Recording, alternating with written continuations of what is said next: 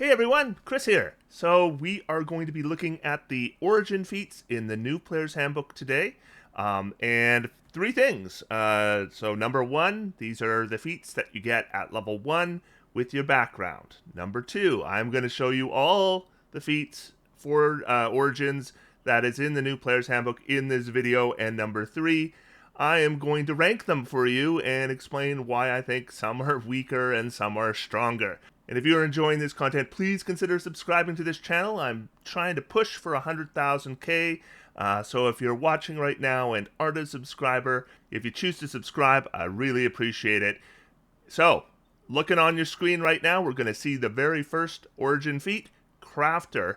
And as you can see, I've highlighted it red. That means I don't think it's very good. It is, in fact, the feat I think is the weakest of all the origin feats.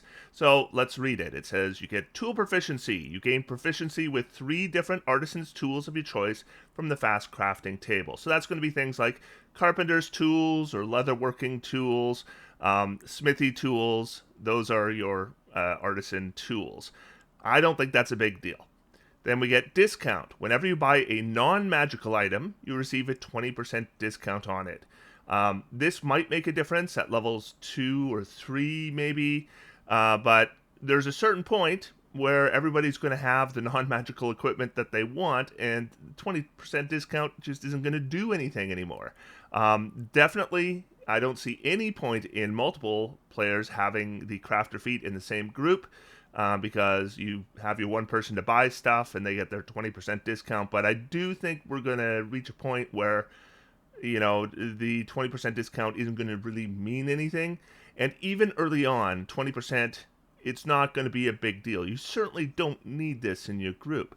And then you get fast crafting. Whenever you finish a long rest, you can craft one piece of gear from the fast crafting table. That's going to be things like pieces of rope or other, mundane pieces of equipment, provided you have the artisan's tools associated with that item and have proficiency in those tools. By the way, you could just make those items if you have that.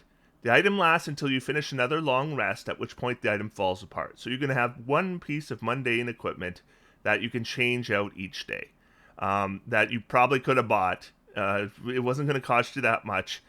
Or you could have crafted. So I'm not sure whether they figured the 20% discount was massive, but this just doesn't do it for me. I think this is the weakest origin feat in the book. So let's move on to Savage Attacker. This should be no surprise to see near the bottom of the list. I've also highlighted it red, meaning I think it's just a bad feat. So you've trained to deal particularly damaging strikes. Once per turn, when you hit a target with a weapon, you can roll the weapon's damage dice twice and use either roll against the target. Now, one thing that would make this feat better is if they made it a re-roll. So, you roll a 1 and you go, ugh, well, I'll use Savage Attacker and re-roll that. And then if you had a weapon that does a decent damage die, like a great axe or something like that, that could be really impactful. But here, you have to set it up before rolling once per turn. I do not see this making much difference. So yeah, maybe you get 1 or 2 DPR out of this at best. I just do not think this is worth a feat. So that's fortunately it for the red ranked feats. So we're now going to go on to purple rank feats. These are feats that I think are good for the right build. And we're going to start with skilled. You gain proficiency in any combination of 3 skills or tools of your choice, and you can take the feat more than once. Now, some feats have this designation that they're repeatable, and you can take them more than once.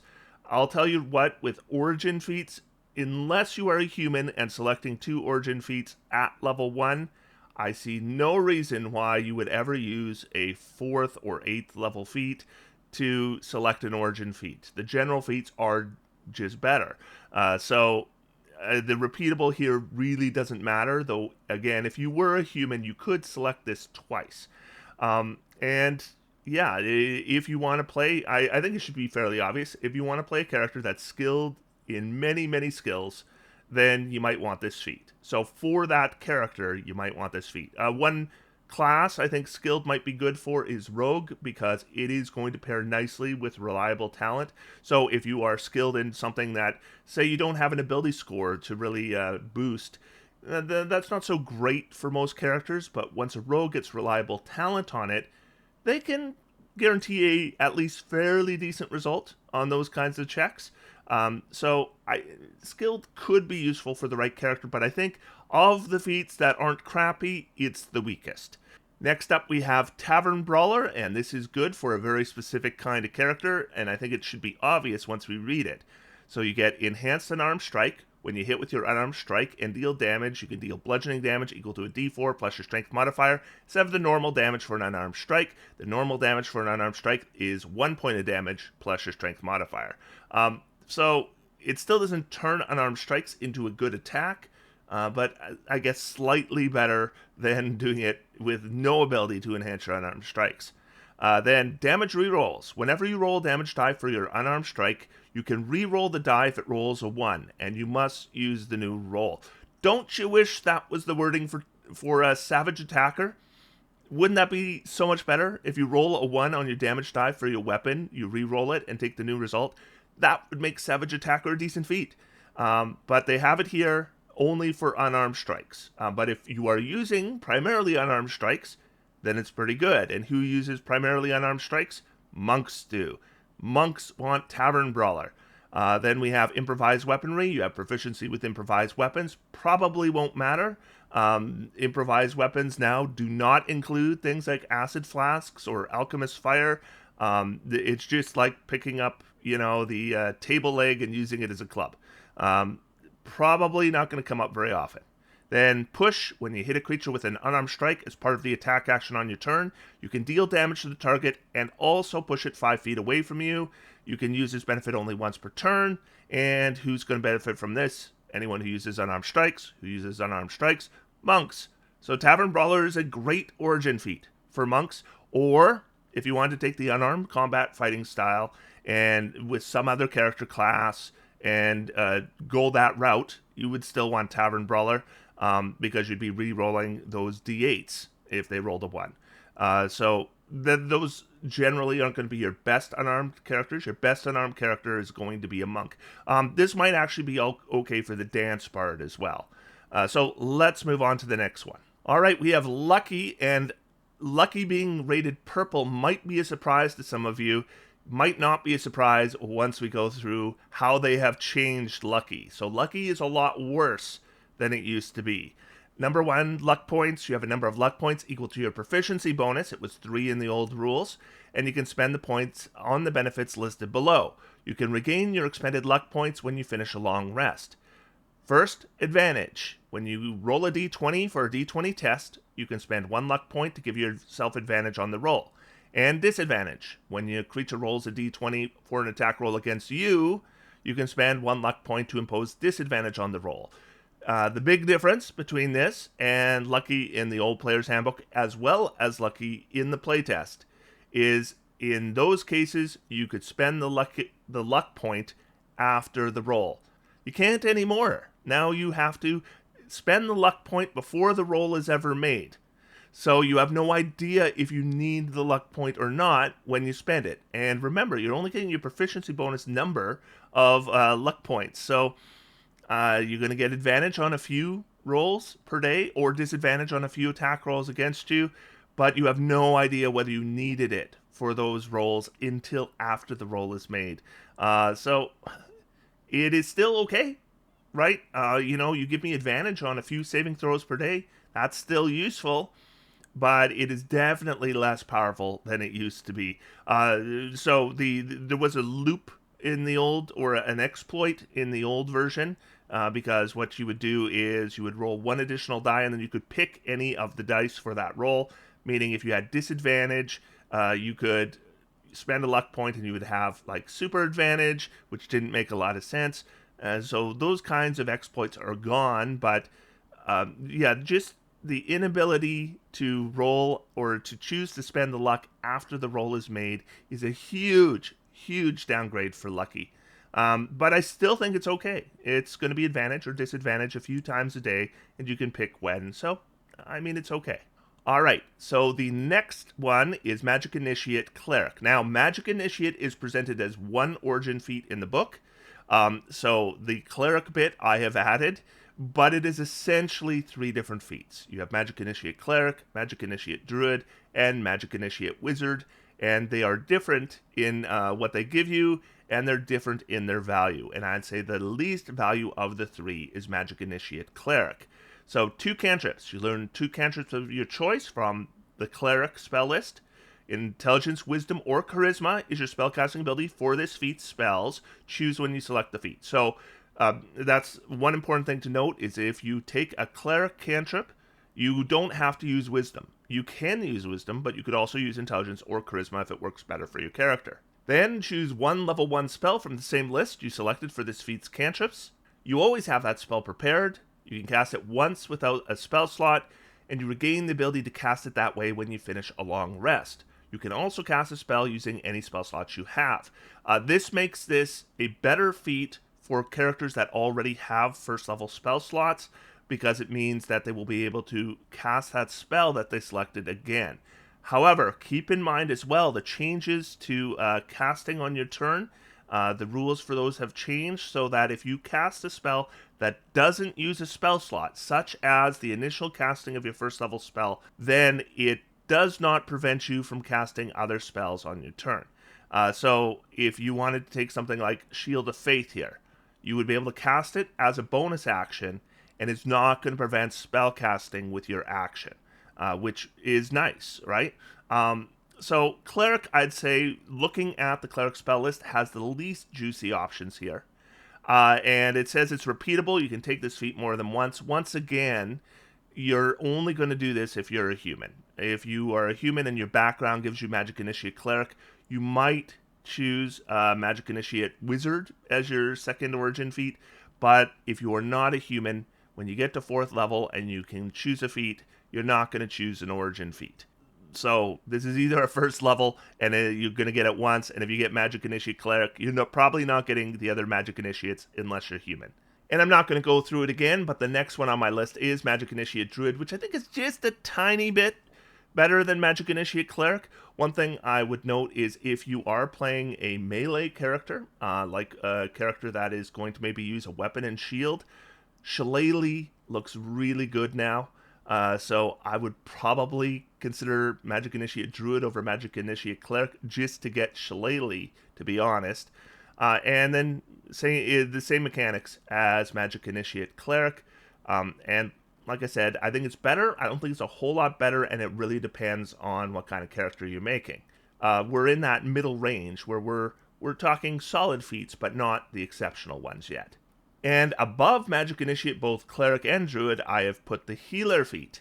So the Healer feat in the old rules allows you to heal each character in your group quite a few hit points. It just uses one use of a medicine kit, which you can get, I think it's 50 gold and has 10 uses.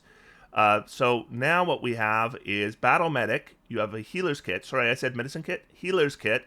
You can expand one use of it and tend to a creature within 5 feet of yourself as a utilized action. That creature can expand one of its hit point dice, and then you roll that die. The creature regains a number of hit points equal to that roll plus your proficiency bonus. So that is probably going to be very similar to the amount they would have healed if they had used it on a short rest.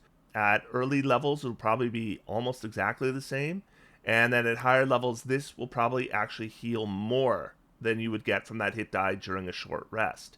And then healing rerolls. Whenever you roll a die to determine the number of hit points you restore with a spell or with this feat's Battle Medic benefit, you can reroll the die if it rolls a 1, and you must use the new roll. That means that Battle Medic at any level is probably more efficient in terms of hit point recovery than short rests are. And short rests take an hour. Now, short rests give you other benefits as well. You can recover other resources.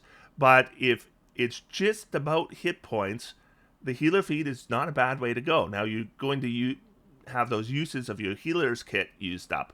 But once you get to a certain level, that's not an issue at all, right? You can have 100 Healer's Kits, and that's not going to be an issue. And with the healing rerolls and using proficiency bonus, which scales further, probably Constitution isn't your primary ability score. It's usually secondary, which means you're probably going to be looking at a +2 or +3, and that's it. Well, proficiency, it's +3 by the time you're level 5, and by the time you're level 9, it's going to be higher than your constitution modifier. So, of course, the other advantage is this is something you can use in combat. Somebody goes down, you go use Battle Medic, they can use their hit die, they get back up. And it's not using any spell slots. So, pretty good. Now, the downside, compared to the old healer feat, of course, is that you are expending hit dice, which means those are hit dice you cannot expend during a short rest, and they are of limited amount. Overall, I think it is a pretty good feat. I don't think it's amazing, but I could definitely see giving it, or one person in your party selecting a background that gives them the healer feat. And then Magic Initiate Wizard. So why is Magic Initiate Wizard so much higher than Magic Initiate Cleric or Magic Initiate Druid? Well, 2 reasons. The first is you might select the shield spell. And if you have first level slots, then you want to have the shield spell. It's probably the best reaction defense for armor class in the game. And so that's number 1. Number 2, even if you don't have spell slots, you can select Find Familiar. And you know what? You can cast it ritually, which means that you can cast it multiple times during a day, and you don't have to worry about not having spell slots. Casting ritually now no longer requires a class feature. It is something that is part of the spell itself. So you're going to probably select one of those 2 spells, either Find Familiar or Shield, good chance, and then 2 cantrips of your choice. And there are a number of characters who also might benefit from something like the True Strike cantrip. That's another one that might work for some characters. So I do think Wizard is a fair bit better than Cleric or Druid for Magic Initiate. So that is the end of our purple feats. Now we're going to get into feats that I think are like pretty much good for anybody. And Tough is the first one. It is good on anybody. Your hit point maximum increases by amount equal to twice your character level when you gain this feat, which is almost 100% going to be level 1, or you did something foolish. Okay? Whenever you gain a character level thereafter, your hit point maximum increases by an additional 2 hit points. So think about it this way. Your constitution modifier, if you increase your constitution modifier by 1, that's 1 hit point per level. Tough gives you 2 hit points per level. So in terms of hit points, it's worth 4 to your constitution score, or 2 to the constitution modifier. Now, it's not affecting your saving throws, right? So don't think that it's as good as a +2 constitution modifier, but it's still a lot of hit points. So if you are playing a character that wants more hit points, Tough is one way to go. And also, if you are playing a character and you can't afford a good constitution, maybe you have some multiple ability dependency, so you're trying to grab your wisdom and your dexterity, and your constitution is falling behind, Tough is a good origin feat for you, right? That can supplement that lower constitution score. But Tough is good on any character. Then we have Alert. So Alert, I have put blue because I think Alert is a top level feat.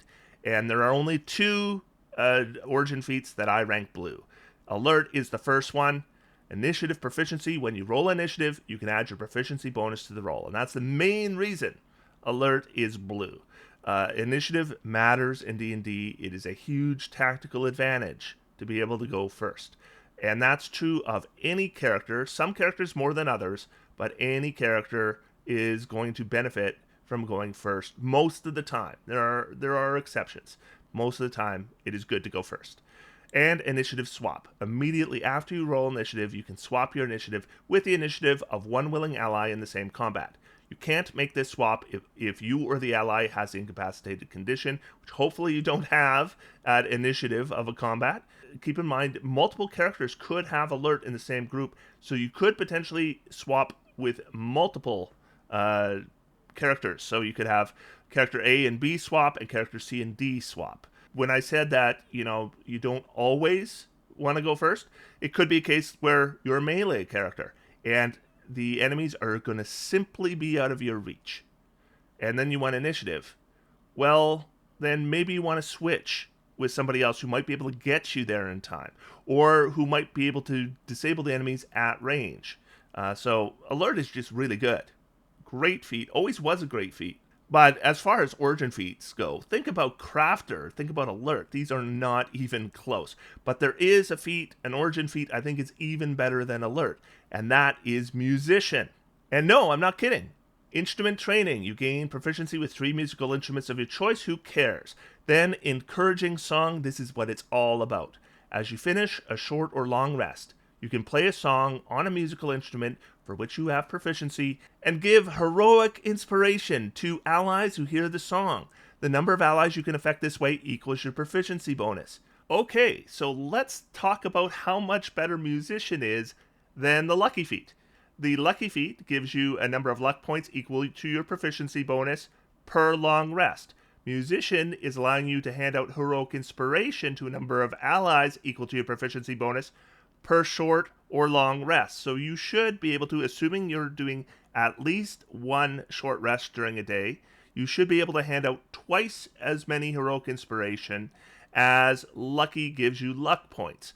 And heroic inspiration is just better than luck points, a lot better, because heroic inspiration is spent after the roll. So you fail the saving throw, I will spend heroic inspiration to re-roll it. And it's not just saving throws and attack rolls and ability checks, it's any roll that you make in the game. Now, the one thing about Lucky is it's a more selfish feat because it helps you. Musician is helping the rest of your party. So if you want just gimme, then Lucky might be better for you. But if you're talking about the well-being of your party as a whole, then Musician is the way to go. And there is no reason whatsoever that you wouldn't want to have 2 musicians in the same party. Have your, McCartney and Lennon, or your Simon and Garfunkel, or your Hall & Oates. Get 2 going at the same time so that after every rest, whether it's a short rest or a long rest, you should be able to get most of your party even at very low levels and all of your party by mid levels with heroic inspiration after every rest. That's going to give everybody a reroll before their next short rest. That is incredible.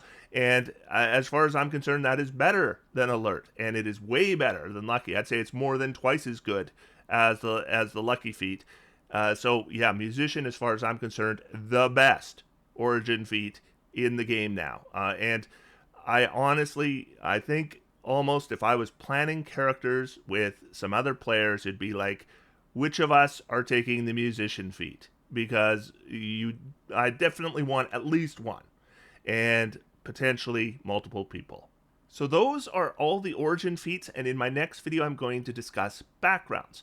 Now, in the 2014 rules, I didn't really worry too much about backgrounds because they only really affected your skill proficiencies, your tool proficiencies, and your languages, which are more minor features of your character. And you could customize your background, so you could select any proficiencies you wanted, and so there was no real reason to be discerning about your backgrounds. However, in the new Player's Handbook, there are no rules for customizing your background. That means there's going to be 16 backgrounds, and if you're going to play by the rules as they're presented, that means your character will have to select one of those 16 backgrounds, and that is going to determine not only which origin feat they get, but also which ability scores they can increase, because those are now no longer associated with your species, they're associated with your background. So it is pretty easy to house rule these backgrounds, and I will in my next video discuss a very easy method that you can use if you don't want the system that they presented. That will work just fine for you and your table. But if you are going to play as the rules are presented, you probably want to know what background it works best for each character class, and I will go over that in that video. So I hope you will join me for that. Otherwise, until next time, I'm going to sit back, relax, and have some fun. D&D is for everyone. Thanks, everybody. Talk to you soon.